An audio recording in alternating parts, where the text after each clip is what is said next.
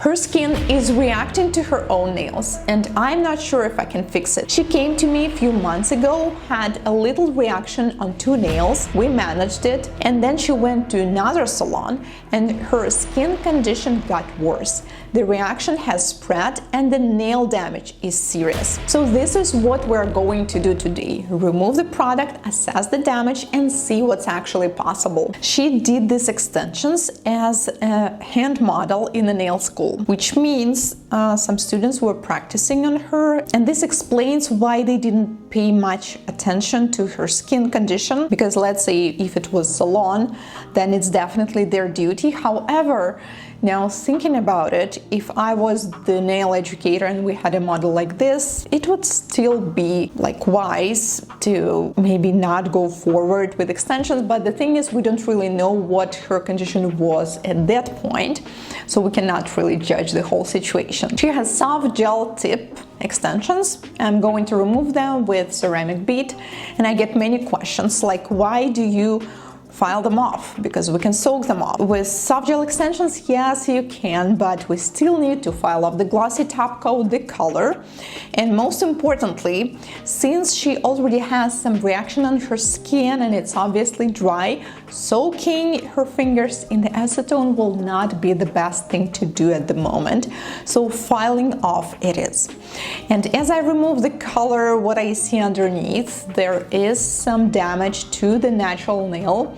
And honestly, it's not very promising. And unfortunately, that's the risk you take whenever you go somewhere as the model. So it turns out that this is what she regularly does. So she's been hand model in multiple nail schools. This is always a gamble. Like, you never really know what exactly you will get. If you're lucky, sometimes you can get to the student who has some experience, or maybe who is still a beginner but still is so careful and is going to do a good job. Sometimes, unfortunately, some people may not knowingly, just because they're practicing, press too much on your nails and unfortunately damage them. But the worst part is that if your nails are already damaged, if you already have some reaction on your skin and you just keep going to the places where they may potentially damage your nails even more, or the people are simply not qualified to work with this certain condition, over time it's just going to get worse. So I can see some product lifting almost on each nail, but nothing too extreme. Usually when we have lifting in these areas with soft gel tips, it was whether because the nail prep wasn't as good, or also some tips just have a different curve compared to the natural nail, so they are not perfectly compatible. They may start lifting in these areas. By the way, if you would like to see the first part of this video, I will leave the link in the upper right corner. When she first came to me, she had really weird nail extensions and some damaged nails, which was concerning, but the skin reaction wasn't as bad. And thank you guys for leaving all the comments. Many of you mentioned that it doesn't really look like allergic reaction to the product. It looks like she simply has a certain skin condition, which I understand.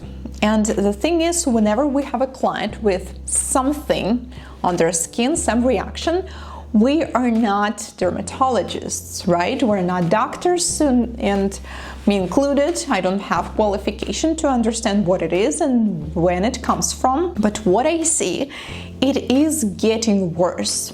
Okay, it's definitely worse from how it was during the last time. So what I'm going to do now is just remove the product and see what's going on with their nails, so then we can decide on how to proceed further. It is obvious that actually her natural nails, like her natural nail shape, is rather pretty and she has long nail beds, but some nails are so damaged that they look much shorter than they're supposed to be. Obviously, I'm filing them as short as possible, and then I proceed with the dry manicure. Is a cuticle care part, and regardless of what is going to happen next, I usually do that because we still need to get rid of the excess skin, to clean the nail plate, and to do an overall cuticle care. When I was filing her nails short, I realized realized that some of them are already paper thin.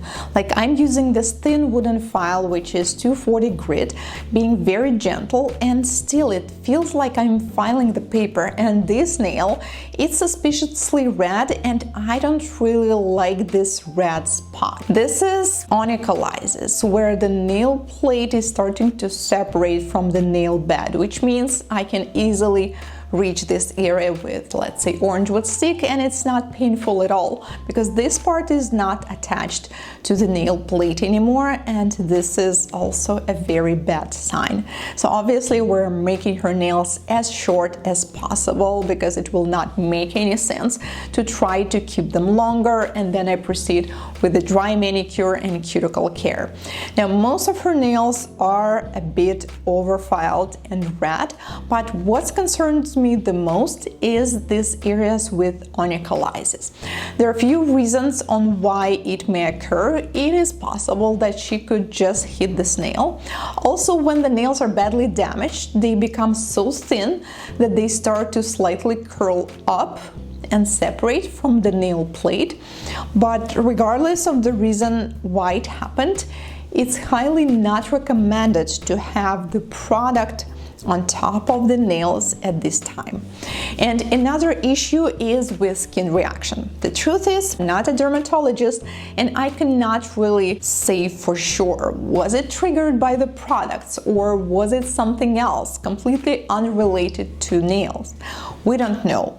But I, as a specialist, would definitely make a decision to not go forward with extensions or overlays for now and wait. Well, ideally, she definitely should see a dermatologist and see what's going on, because it's possible that I'm wrong and nails has nothing to do with it, and her skin reaction is because of something else, maybe because of some medication or food that she had.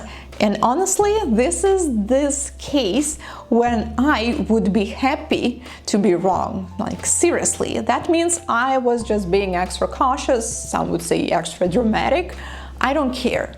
But at least I didn't put her to even more risk to damage her nails even further. What I would suggest, her nails are obviously super thin and damaged anyways. She does have signs of onycholysis, and these parts alone would be enough reason not to do nail extensions, just to leave her nails as they are and wait for about 2, 3, maybe 4 months until the nail plate renews, and then see what it looks like, and from there we can decide and maybe do extensions again. But in her case, what we see on her skin, the reaction that got way worse, now it's on her both hands. When she first came a few months ago, it was only on 2 fingers on one hand, now it's both hands.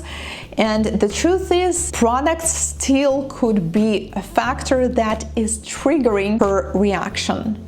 And I also want to eliminate this part, because when the nails are damaged, when they're super thin, and we keep applying the product, especially the way they do, like if she keeps going to nail schools where they easily could do any kind of mistakes, let's say flood the skin, flood the cuticle, flood the sidewalls, do not apply the product properly, do not cure it properly, that is just going to add up. And honestly, I'm just scared that the situation may get worse. So the wisest decision here would be just to wait, let it heal.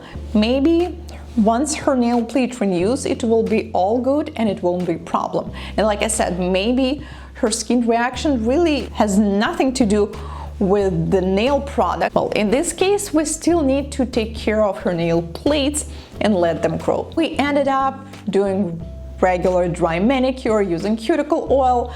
Her nails, by the way, look cute even without any product, and this is the transformation for today. Let me know in the comments, have you ever had a similar experience?